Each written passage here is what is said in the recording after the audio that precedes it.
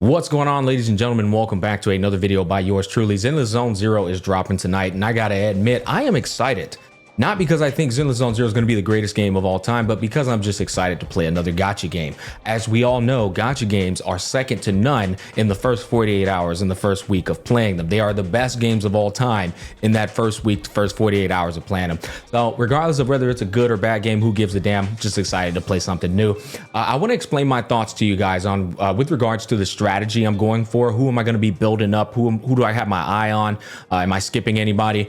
I am going free to play to start off, just like I went free to play in Wuthering Waves, because there's no reason to spend money on these games until they prove to me that they're worth spending money on, for one. For two, there's no reason to spend money on the game unless that one character comes out that just blows my mind out of the water and I'm scarce on resources, right?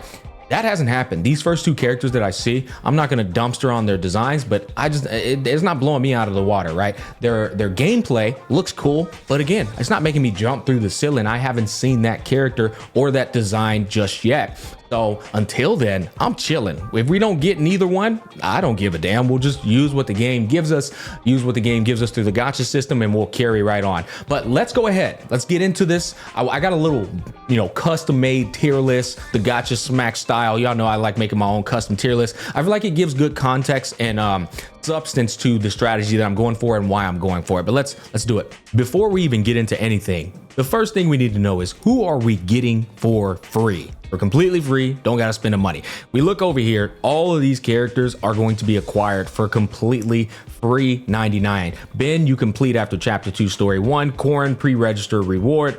That's Corrin right there. Fun fact, she belongs to the same exact faction as Ellen. Sukaku, which is this ice girl right here, little demon Oni.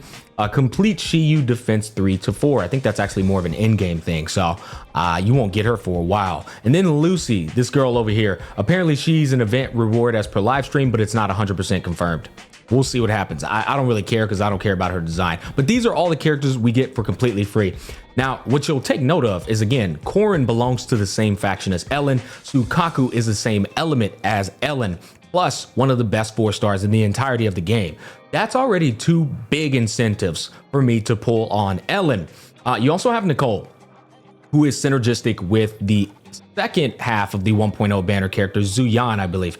Nicole is ether, and so is that other girl. And then Nicole's got some really cool intrinsic things in her kit. I'll just go ahead and show you an example. We come over here to the core. When any other character in your squad shares the same attribute or faction as Nicole, which Zuyan, the second half promotional character, does, mechanical core applies a debuff. The target additionally takes 25% more ether damage. So that's huge for the other character, the girl with the pistol. And then in addition to that, you come over here, after hitting an enemy with a special attack, EX chain, yada, yada, yada, defense shred by 20% for 2 seconds. So Nicole looks like a very, very solid option for that second half of the 1.0 banner promotional character. I hate saying that over and over, but it's this girl. This is who I'm talking about, okay? Now, that said, Sukaku looks like an absolute monster as well. If we come over here to her core, since she has the same ice attribute as Ellen, she's going to give 6.25% ice damage to the squad, to the whole squad. So running a whole ice elemental squad with Sukaku is a W.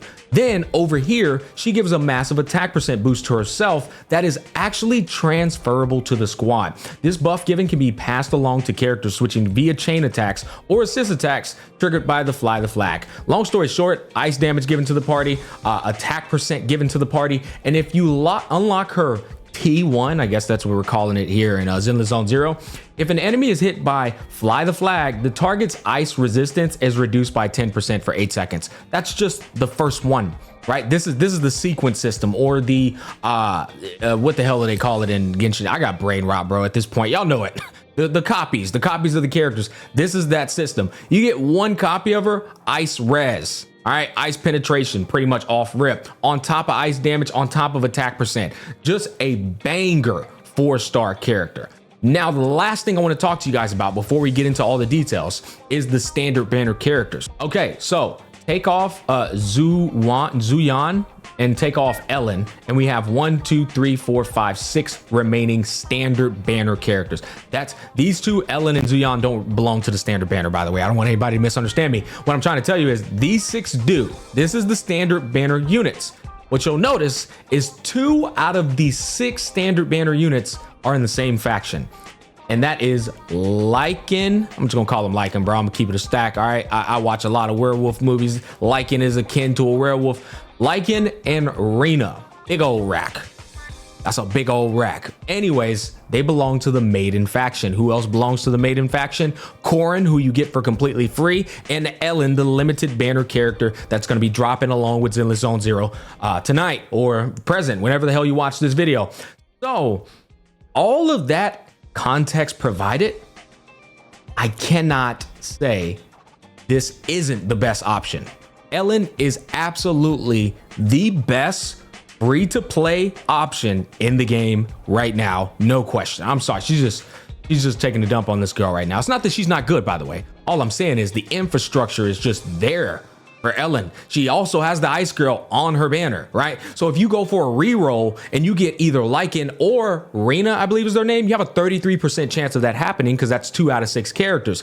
33% chance of that happening doing your rerolls, and then you already have Corin, Rena or Lycan, Ellen, and the Ice Girl. Like, you're just boom, just a bundle it up and you got your team good to go. Ice Elemental team. By the way, Ice Element can immobilize I think it's machines, or maybe it's just enemies in general. I'm still learning, but it immobilizes them, and then it increases the crit damage that your party's going to do to that frozen enemy. So that's another banger thing about that. But with that being said, my strategy is to attempt to go for Ellen. If I lose the 50-50, who gives a damn? We're just gonna pivot, and then we're probably gonna end up skipping her and wait on that one cool character that looks cool, which is that one weeb faction with the 2 katana girls and stuff. But the plan is to try to secure an Ellen. I am gonna be re-rolling because I wanna try and get Lycan or the Rena with the strat I just presented to you. But again, if we don't get her, no big deal. Let's get into the tier list, little custom made tier list that I got. All right, here we go. So the plan is to get Ellen and get the Demon Girl. Now, the Demon Girl we get for free somewhere down the line, but if we can snag an additional copy off of Ellen's banner, which I'm sure we will, right? Surely, all right? Hey, surely we gonna get a copy, huh? Come on now. All right, anyways, the reroll strat is gonna be to secure one of these 2 as I just presented it to you. The free-to-play units I'll use is Nicole, Big Ben. I liked Ambi from the closed beta. I did play with her. I play with all these characters, actually. And then Corin, right? I'll use all 4 of these units. I hate Billy. I'll be honest. Listen, if you're a fan of Billy, that's cool. Me personally, the bros kit put me to sleep. I was not a fan of it. I'm not going to be using them. I'm good. I'm not going to be using her. I'm good. I don't rock with the lollies. I don't care about the lollies. They got to be insanely broken for me to want to play with a goddamn lolly. So I'm good. But this is my strategy right here. We're going to use Ellen with the Ice Girl, Corin, because we get her for completely free. Hopefully we can reroll and it won't be as bad as Wuthering Waves. Oh God, that was awful, bro. I'm having PTSD.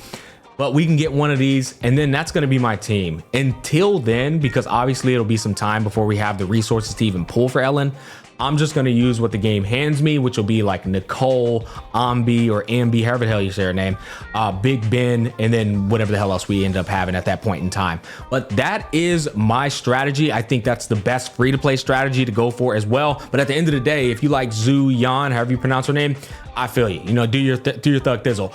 The good thing about Zuyan, as I showed you, Nicole and her are bangers. So she is, to it in a degree, free to play friendly, especially considering she's on the second half of 1.0, which means you have plenty of time to save up your resources to secure her as well. If you're a big fan of her, yeah, you're good to go there as well. You can slap a Big Ben on her and call it a day, or any of these other free to play units. But that's my strategy. That's what I am going to be doing. I hope I brought y'all some pretty good value. Thanks for watching. I'll see you tonight. Peace.